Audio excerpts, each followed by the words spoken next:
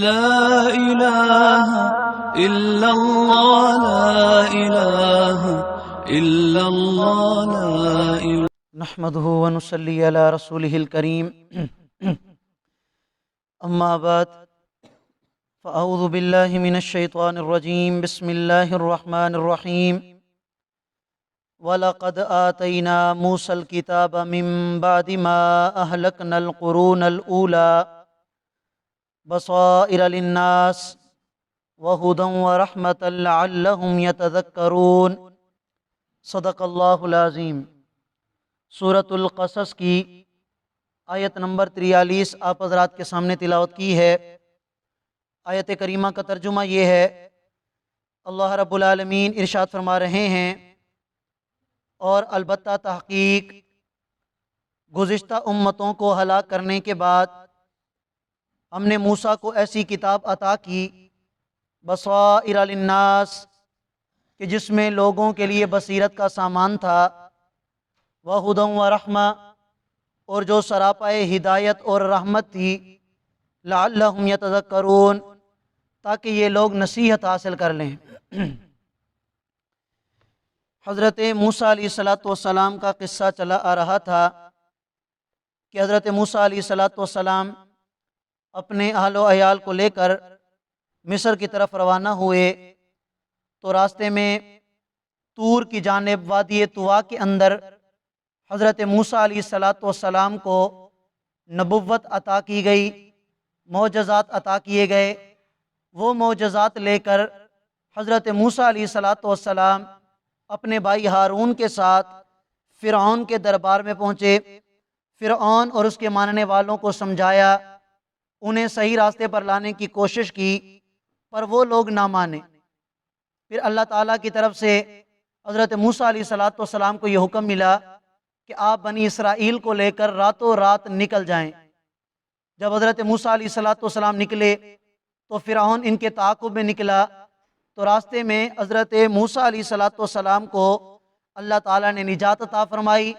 فرعون اور ان کے ماننے والوں کو غرق کر دیا گیا اور ان کو ہلاک کر دیا گیا۔ پھر حضرت موسیٰ علیہ السلام اپنے ماننے والوں کو وادی تیہ میں لے جاتے ہیں۔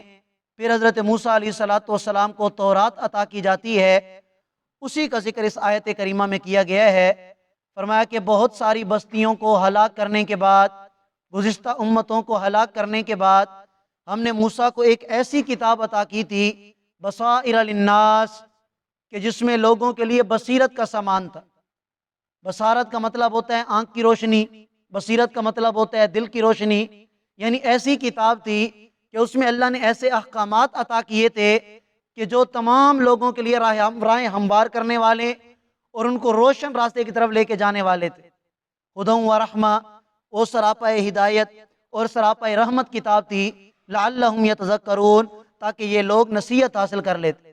یہ بات ذہن میں رکھ لینی چاہیے کہ قرآن کریم کے بعد آسمانی کتابوں میں سب سے بڑا مقام یہ تورات کا ہے، جس کا ذکر اس آیت کریمہ میں بھی کیا گیا، اور قرآن کریم کی مختلف آیات میں تورات کا ذکر کیا گیا ہے۔ آگے اللہ رب العالمین نے، جیسے میں نے سورت کے تعارف میں یہ بات ذکر کی تھی کہ آیت نمبر 43 تک حضرت موسیٰ علیہ السلام کا واقعہ ذکر کیا جائے گا، اور اس کے بعد پھر نبی کریم صلی اللہ علیہ وسلم کو تسلی دی جائے گی، اور اس بات کی طرف اشارہ کیا جائے گا کہ قرآن بھی اللہ کی سچی کتاب ہے، اور جس پر یہ کتاب نازل کی گئی یعنی حضرت محمد صلی اللہ علیہ وسلم، وہ بھی اللہ تعالیٰ کے سچے رسول ہیں۔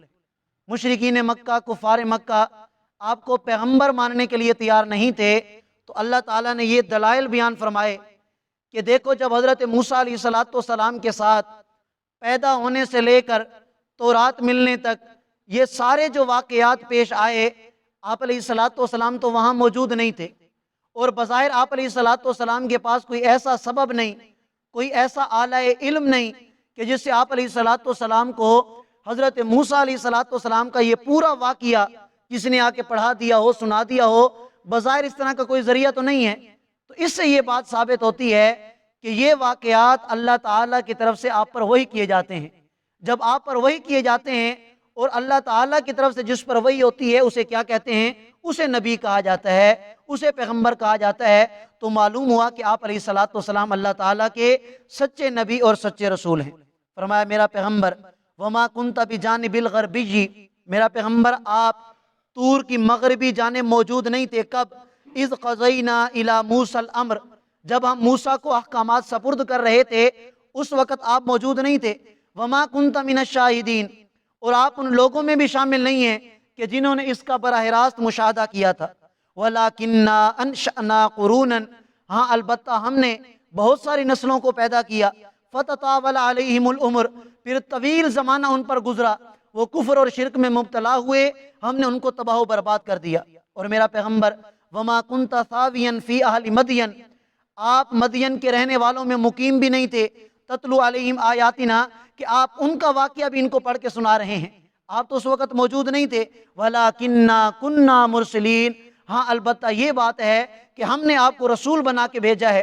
جب آپ ہمارے رسول ہیں تو ہم وحی کے ذریعے سے آپ کو مدین کے واقعات، موسیٰ علیہ السلام کے واقعات، گزشتہ امتوں کے واقعات وحی کے ذریعے بتاتے ہیں، جس سے یہ بات ثابت ہوتی ہے کہ آپ اللہ کے سچے رسول ہیں۔ مزید فرمایا وَمَا كُنْتَ بِجَانِبِ الطُّورِ اِذْ نَادَيْنَا، اور آپ طور کی جانب جب حضرت موسیٰ علیہ السلام کو آواز دی گئی اَن یا موسیٰ انی انا رب العالمین، اس وقت بھی آپ موجود نہیں تھے۔ وَلَكِنْ رَحْمَةً مِّن رَبِّكَ، ہاں البتہ یہ اللہ کی رحمت ہے آپ پر کہ اس نے اپنے فضل اور کرم سے یہ واقعات آپ کو بتا دیے، قرآن آپ پر نازل کر دیا۔ کیوں؟ لِتُنذِرَ قَوْمًا مَّا أَتَاهُم مِّن نَّذِيرٍ مِّن قَبْلِكَ، تاکہ آپ اس قوم کو ڈرائیں اللہ تعالیٰ کے احکامات سے، جہنم اور جنت کا تذکرہ ان لوگوں کو سنائیں کہ جن کے پاس آپ سے پہلے کوئی بھی ڈرانے والا نہیں آیا تھا۔ حضرت اسماعیل علیہ السلام کے بعد عرب کی قوم میں کوئی بھی نبی نہیں آیا۔ بنی اسرائیل کے اندر انبیاء آتے رہے، تقریباً 1500 کے قریب عرصہ گزر گیا، اور اس کے بعد پھر نبی علیہ السلام عرب کے اندر تشریف لائے۔ تو فرمایا کہ جس قوم میں آپ سے پہلے کوئی ڈرانے والا نہیں آیا تھا، ہم نے آپ کو اس لیے بھیجا ہے کہ آپ اس قوم کو جا کے ڈرائیں۔ اور وہ کون سی قوم تھی؟ عرب کی قوم۔ اب اس آیت کریمہ سے یہ پتہ چلتا ہے کہ آپ علیہ السلام خاص عرب کے لوگوں کے لیے آئے تھے۔ لیکن یہ بات یاد رکھیں کہ آپ علیہ السلام کا اس دنیا میں تشریف لانا دو حیثیت سے تھا۔ ایک تو آپ علیہ السلام واقعی عرب ہی کے لیے نازل کیے گئے، مبعوث فرمائے گیا آپ علیہ السلام کو، اور دوسرا آپ علیہ السلام کو عالمین کا نبی بنا کے بھیجا گیا ہے، اور اس کا ذکر بھی اللہ نے قرآن میں فرمایا ہے۔ یا ایھا الناس انی رسول اللہ الیکم جمیعا، کہ میں تم سب کی طرف نبی بنا کے بھیجا گیا ہوں۔ تو آپ علیہ السلام قومی نبی بھی تھے، اور آپ علیہ السلام بین الاقوام یعنی تمام قوموں کے نبی بھی تھے، اور خاص عرب کے لیے بھی نبی بنا کے بھیجے گئے تھے۔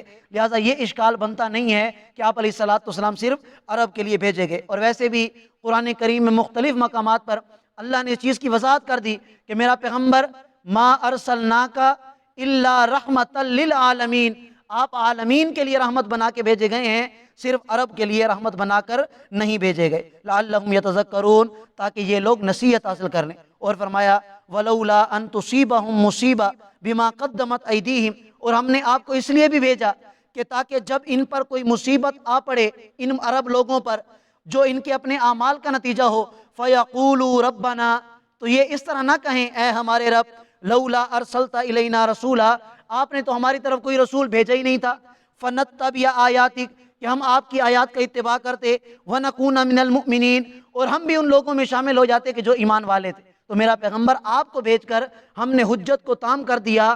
اب کسی کے پاس یہ عذر نہیں ہے کہ ہمارے پاس تو کوئی ڈرانے والا نہیں آیا تھا، ہمارے پاس تو کوئی نبی نہیں آیا تھا۔ اللہ نے ایک ایسا عالمی پیغمبر بھیجا ہے کہ جو کائنات کے تمام انسانوں کا نبی ہے۔ اب کوئی انسان یہ عذر پیش نہیں کر سکتا کہ ہمارے پاس تو کوئی ڈرانے والا نہیں آیا۔ ڈرانے والا آ چکا ہے قرآن کی شکل میں اور محمد الرسول اللہ کی شکل میں۔ اب جو خوش قسمت انسان ان دونوں کا اتباع کرے گا دنیا آخرت میں کامیاب ہے، اور جو ان سے روگردانی کرے گا دنیا آخرت میں ناکام ہی ناکام ہے۔ اللہ ہم سب کو سمجھنے اور عمل کرنے کی توفیق عطا فرمائے۔ جزاکم اللہ۔